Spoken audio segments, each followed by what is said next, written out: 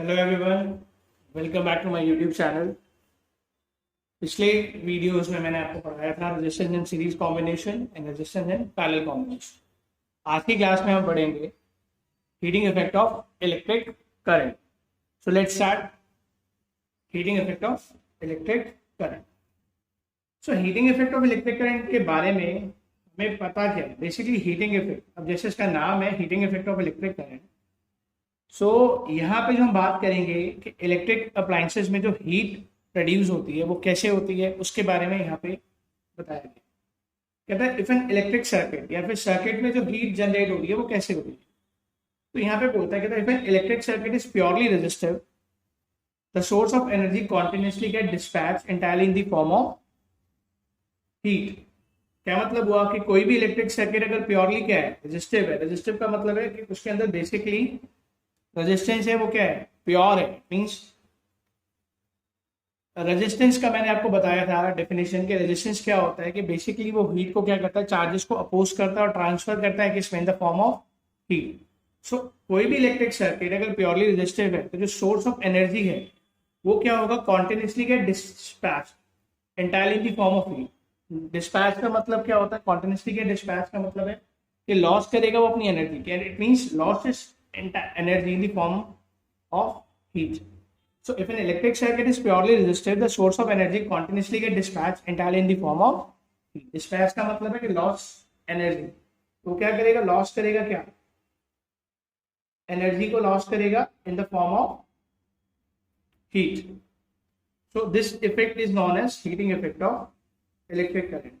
Simple सरल भाषा में अगर मैं आपको समझाऊं कि कोई भी सर्किट है, इसमें रेजिस्टेंस है, तो उसमें जो करंट फ्लो हो रहा है ना, तो रेजिस्टेंस की वजह से वो क्या करेगा, कोई भी सर्किट है या कोई भी अप्लायंसेस है, अगर उसमें कोई करंट क्या कर रहा है, इलेक्ट्रिक सर्किट में पास कर रहा है, और उसमें जो रेजिस्टेंस है वो क्या करेगा, रेजिस्ट करेगा किसको, फ्लो ऑफ चार्जेस को। और क्या करता है, उस फ्लो ऑफ चार्जेस को वो कन्वर्ट करता है इन द फॉर्म ऑफ हीट। उसी इफेक्ट को हम क्या बोलते हैं, heating effect of electric current बोलते हैं।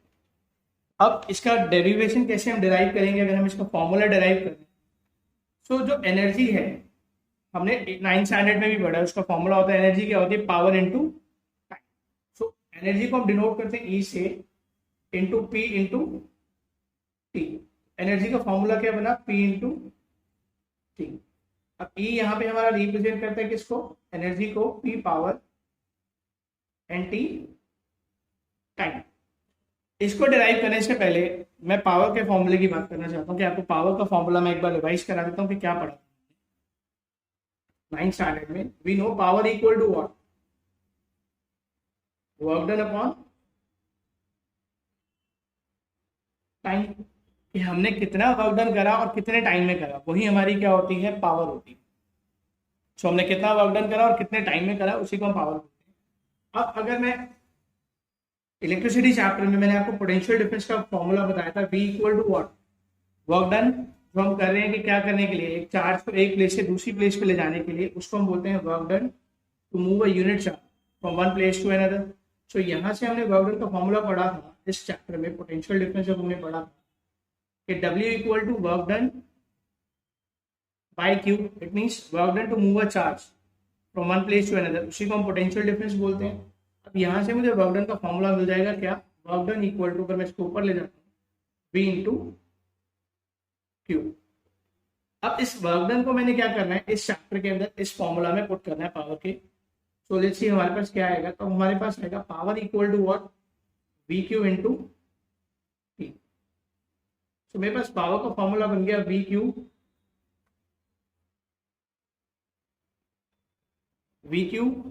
Upon t, V q upon T.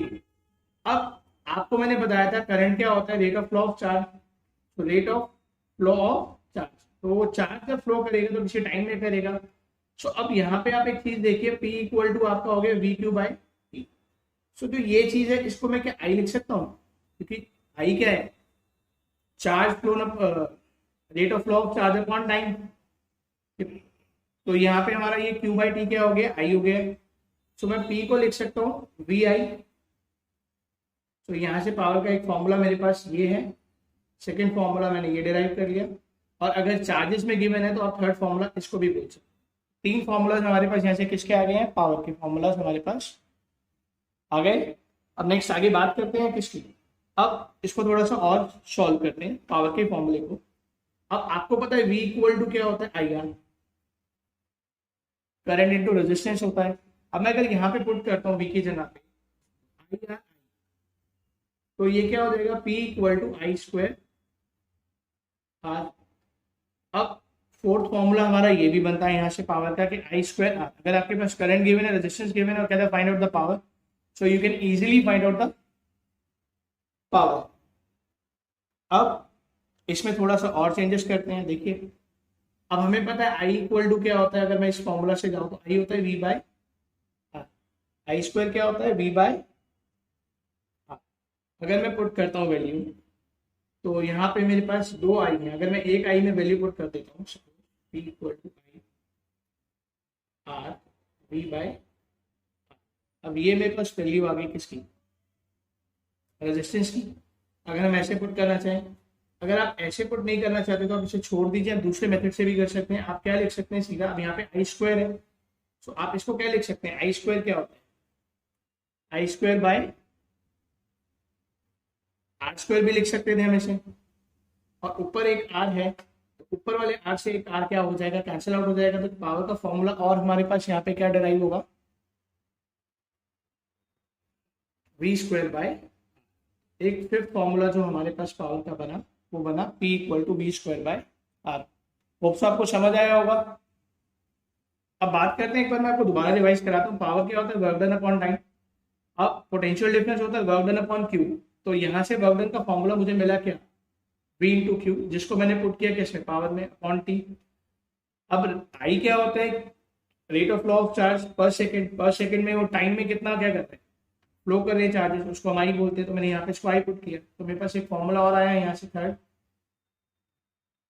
ये सेकंड ले लीजिए, इसको आप थर्ड ले लीजिए। P equal to V I and we know that V equal to I R. जब मैंने यहाँ पे पुट किया तो मेरे पास ये फॉर्मूला बना आई आर, तो यहाँ से मैंने आई का स्क्वायर कर दिया अपॉन आर। आई मुझे पता है क्या होता है, V बाय। जब मैंने इसको पुट किया तो V square by R square into R, square से आर कैंसिल आउट हो गया। अब P इक्वल टू क्या बचा, V स्क्वायर बाय आर। तो यहाँ से पावर के मेरे पास 5 फॉर्मूलाज आए। अब मैं देखता हूँ कि हीट का फॉर्मूला क्या है यहाँ से बनता है मेरा। अगर मुझे अब हीट फाइंड, सो अब बात करते हैं किसकी है, मुझे फाइंड करनी है heat. So E equal to P into T है, हमें पता है। अब अगर E equal to P into T है, सो मुझे पावर का फॉर्मूला पता है। अब मैं इसमें सिंपल वैल्यू पुट करता हूँ, V इंटू आई इंटू टी। मैंने ये पुट कर दिया यहाँ पर क्या, अब ये एनर्जी है, किसकी फॉर्म में कन्वर्ट हो रही है, हीट की। तो मैं इसको क्या H से रिप्रेजेंट कर सकता हूँ, H equal to V I T में बोल सकता हूँ, इसे बोल सकते हैं। ये क्या हुआ, मेरा हीट का फॉर्मूला हो गया वी आई टी। मुझे पता है V इक्वल टू क्या होता है, I R. So H equal to क्या हो जाएगा, आई स्क्वायर आर टी। तो यहां से हमारा हीट का फॉर्मूला आ गया क्या, ये आ गया हमारा फॉर्मूला फॉर हीट। क्या हुआ इसका मतलब, I square R t, means current का square into resistance into time. अगर हम करते हैं तो we can easily find out the value of heat. अब आगे बात करते हैं Joule's law of heating effect of electric current. Joule's law of heating effect of electric current क्या होता है।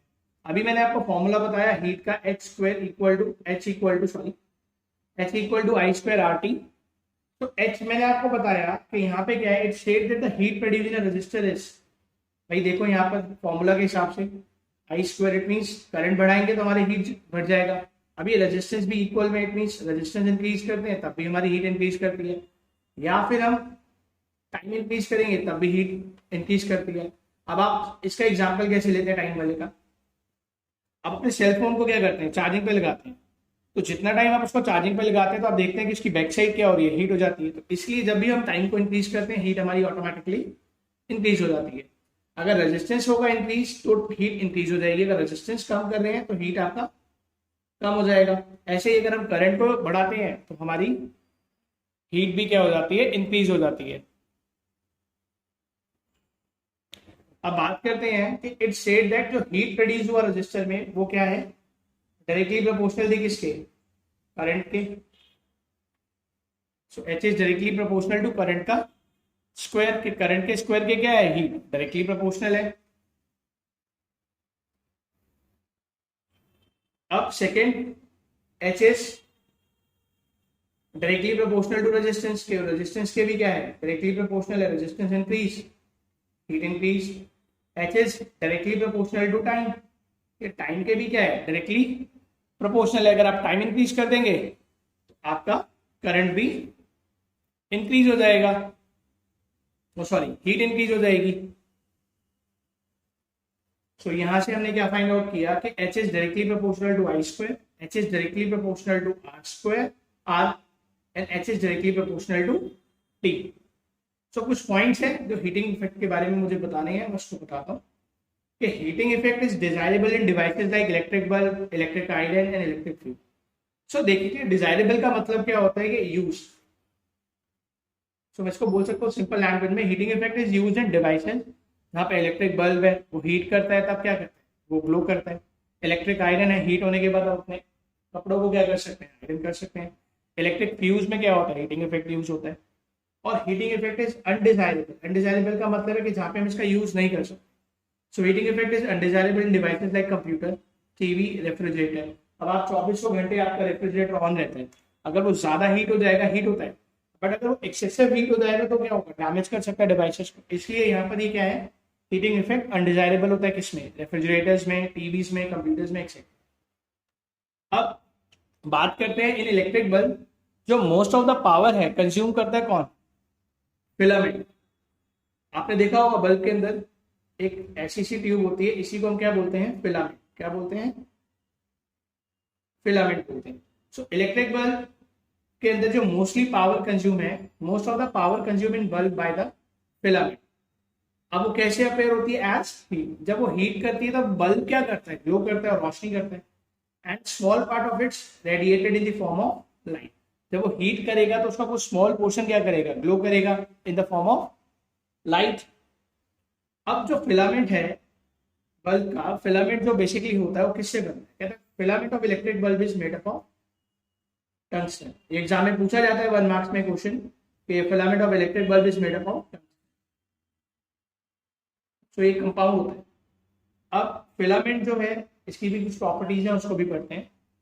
अब फिलामेंट जो है it does not oxidise readily at high temperature. ये जल्दी से क्या नहीं होता, ऑक्सीडाइज नहीं होता, इट मीन्स बर्न नहीं होता। ऑक्सीडाइज का मतलब है बर्न नहीं, it does not burn readily, it means easily eight high temperature. High temperature पे क्या नहीं होता, बर्न नहीं होता। इसीलिए क्या करता है, हीट जितनी ज्यादा होती है उतना ये क्या करता है, ग्लो। अब फिलामेंट का जो मेल्टिंग पॉइंट है वो भी क्या होता है, हाई होता है। दैट इज इसका मेल्टिंग पॉइंट का जो वैल्यू है 3380 डिग्री सेल्सियस होती है। होप सो आपको समझ आया होगा। अब आगे बात करते हैं किसकी, नेक्स्ट टॉपिक जो हमारा वो है इलेक्ट्रिक फ्यूज। अब हम बात करते हैं किसकी, इलेक्ट्रिक फ्यूज। हाँ, अब सेकेंड थिंग, बल्ब के अंदर आपने कभी देखा होगा जब वो फ्यूज हो जाता है तो व्हाइट सी उसमें लेयर्स आ जाती है, व्हाइट सी लेयर्स आती है जो उसके बल्ब के ग्लास पे चिपकी हुई होती है। तो वो बेसिकली क्या होता है, जब भी कोई कंपनी या कोई बल्ब मैन्युफैक्चर करता है तो उसमें हम क्या करते हैं, इनएक्टिव गैसेस को फिल किया जाता है। उसमें इनएक्टिव गैसेस को क्या किया जाता है, फिल किया जाता है। और ये इनएक्टिव गैसेस होती है कौन कौन सी, नाइट्रोजन है ना, जो बेसिकली नोबल गैसेस भी है हमारी। नोबल गैसेस क्या होती है, जब मैं आपको पीरियोडिक क्लासिफिकेशन का चैप्टर पढ़ाऊंगा उसमें आपको बताऊंगा अच्छे से कि नोबल गैसेस क्या होते हैं। सो जो बल्ब है वो बेसिकली फिल करते हैं किससे, केमिकली इनएक्टिव गैसेस, जिनको हम बोलते हैं नाइट्रोजन एंड आर्गन। जिससे क्या होता है, जो फिलामेंट की लाइफ है वो ज्यादा लंबी हो जाती है। फिलामेंट क्या है, अच्छे से लंबे समय तक चल सकता है, वर्क कर सकता है। अब नेक्स्ट टॉपिक जो हमारा है, अब हम उसकी बात करते हैं क्या। अब इसमें से भी एग्जाम में अगर बात की जाए हीटिंग इफेक्ट से, तो 2 या 3 मार्क्स का न्यूमेरिकल के साथ ये इसकी डेफिनेशन पूछ सकता है या इसका फॉर्मूला ड्राइव करने को कह सकता है आपको। सो 3 मार्क्स का क्वेश्चन हीटिंग इफेक्ट से भी बनता है। अब बात करते हैं इलेक्ट्रिक फ्यूज की। बेसिकली आपने देखा होगा आपके घर में सेफ्टी डिवाइसेस होते हैं, तो इलेक्ट्रिक फ्यूज क्या है, कहते हैं इलेक्ट्रिक फ्यूज कहते हैं यूज है सेफ्टी डिवाइस जो बेसिकली प्रोटेक्ट करते हैं हमारे अप्लायंसेस को in case of short circuiting और ओवरलोड। अगर कभी कभी क्या होता है कि हमारे घर में लोड ज़्यादा हो गया, जैसे गर्मियों में क्या होता है आपके घर में फैंस ऑन है, एसी ऑन है, रेफ्रिजरेटर्स ऑन है, बाकी लाइट्स ऑन है, तो कभी कभी मीटर पे क्या होता है या लोड आ जाता है, ओवरलोड हो जाता है। आपके मीटर की कैपेसिटी 2 किलो वाट है या 3 किलो वाट है, बट कभी वो एक्सीड कर जाता है, आई थिंक वो कभी 5 किलो एक्सीड कर गया, तो उसको ओवरलोड और शॉर्ट सर्किट से बचाने के लिए जो हम डिवाइसेज यूज करते हैं ना, वो होती है इलेक्ट्रिक फ्यूज। अब जो फ्यूज है basically made up of pure tin और एलॉय। किससे बनता है? टिन और एलॉय से, और कॉपर एंड टिन, और कॉपर और टिन से भी बन सकता है। तो बेसिकली फ्यूज जो है किससे बनता है बेटा? प्योर टिन और एलॉय से, और कॉपर एंड टिन। हाँ, फ्यूज को हम हमेशा किस में कनेक्ट करते हैं? Fuse is always connected in series with live wire. जो आपकी लाइव वायर होती है ना, उसके साथ हम क्या करते हैं, इसको सीरीज सर्किट में लगाया जाता है। अब फ्यूज का जो मेल्टिंग पॉइंट है वो क्या होता है? तो यहाँ पे देखिए fuse has low melting point. The fuse current capacity slightly higher than that of other appliances। ये फ्यूज की जो करंट कैपेसिटी है वो क्या होती है? ज्यादा होती है as compare to other appliances.